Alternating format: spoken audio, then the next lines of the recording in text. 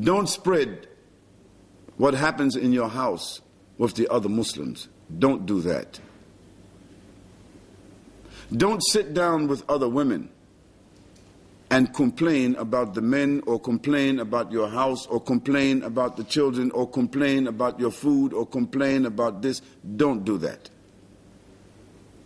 The adab of the Muslim woman is to control herself and to keep the secrets of her home and to keep the secrets of her husband and never to divulge his faults to anyone.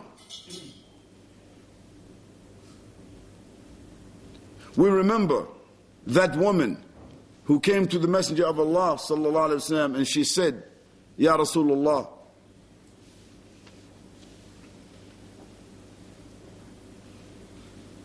so and so is one of the best Muslims in Medina. She's talking about her husband. He's one of the best Muslims of Medina. But by Allah, I fear if I remain married to him, I will damage my religion. Subhanallah. This was the first woman who asked for khula. Khula, the backdoor divorce, we call it. The backdoor divorce. Meaning the divorce has two doors. One, the man, he holds in his hand. He have the right to pay, he have the right, obligation to pay the dowry, and he have the right also to divorce. This is called the front door divorce. But the khula is the back door divorce, the one in which the woman has the right to walk to. The one that the Prophet ﷺ warned them about. But she has that right. The first woman to get khula in Islam was this woman. But what did she say about her husband? Did she complain about him? Did she reveal his faults? Did she say why? No, she said, O Messenger of Allah ﷺ, he's one of the best Muslims. But I think if I remain with him, I will damage my religion. So the Messenger of Allah ﷺ said, will you give him back the dowry which he gave you? She said, yes. Then he told that brother, take back that dowry from her, which means what? He didn't even consult that brother to say this or that. He said, take back that dowry, and then he told her, observe the iddah of 1 month. Some of the ulama said this was a special order of the Prophet ﷺ for her, because the iddah we know is 3. But in that particular hadith, he told her to observe the iddah of 1 month. So even in this situation, we saw that that woman was what? She was not complaining, and she was not revealing even her reasons. She was blaming, she was saying something about herself.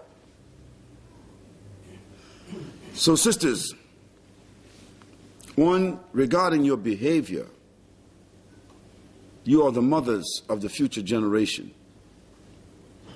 You have your children's eyes on you 24 hours a day. More than they see their father. They are looking at you, listening to your voice, looking at your face, looking what you do in the morning. If you don't pray, do you think your children will pray? If you are cursing and complaining, what do you think your children will do? If you are watching television all day, what do you think your children will be raised up thinking? If you are always demanding, give me this, give me that, why don't you this, why don't you that, what do you think your daughters will do when they grow up? If you are uncovering yourself, disrespecting yourself, showing your aura outside to the people. And what is the aura of the Muslim woman? The nakedness of the Muslim woman. What is her aura? Her entire body. All of the woman is aura. But specifically, she has the right to show what Allah subhanahu wa ta'ala said, مَا ظَهْرَ مِنْ what ordinarily appears thereof. And there's a just small disagreement among the ulama about what may ordinarily appear. What may ordinarily appear? Her face and her hands. Some ulama said, face and hands. Not even the feet. The face and the hands. Then some ulama, they said, no, not even the face. And the majority of them, they said that. Not even the face. Because they said the face itself is a place of her beauty. So if the Muslim lady has the ability and the courage and the commitment to even cover her face, MashaAllah, she is also doing herself a favor.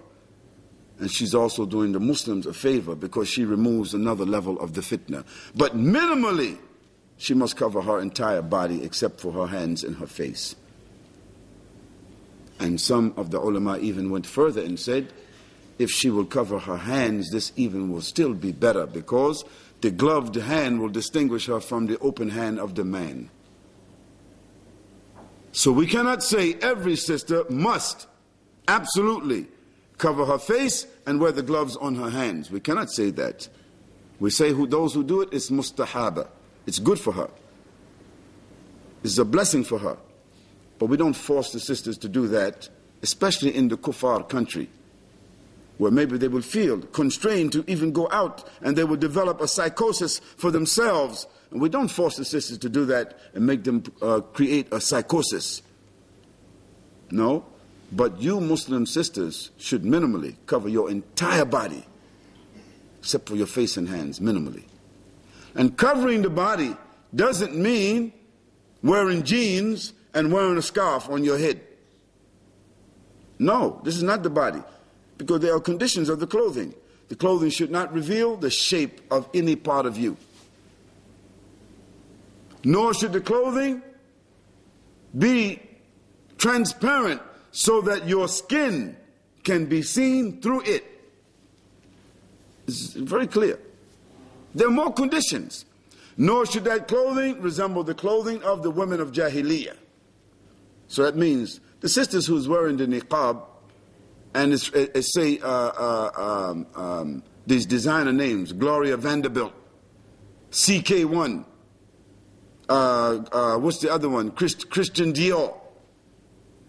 You're wearing a niqab with a cross on it. If you're wearing the Christian Dior, they're selling them in Mecca. The sisters, they like it because they have Christian Dior. I mean, it's designer. The niqab is costing 30 pounds, $50. And it has a cross on it. Christian Dior cross. So they're wearing niqab inside the haram with a cross on it. No, sisters. Don't imitate the kuffar. Why are you wearing this designer?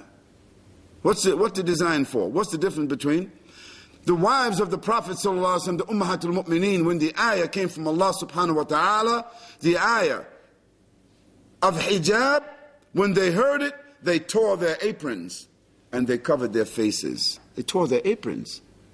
Aprons mean they took a part of their clothing, their outer garments, and they covered their faces. So we know that what they did, the Prophet ﷺ approved of it, so that means that what they did was correct. So sisters, don't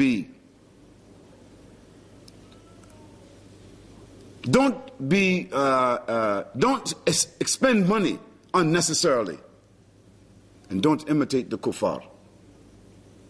Secondly, do not imitate the men. Allah, He cursed the women who imitate the men, and He cursed the men that imitate the women.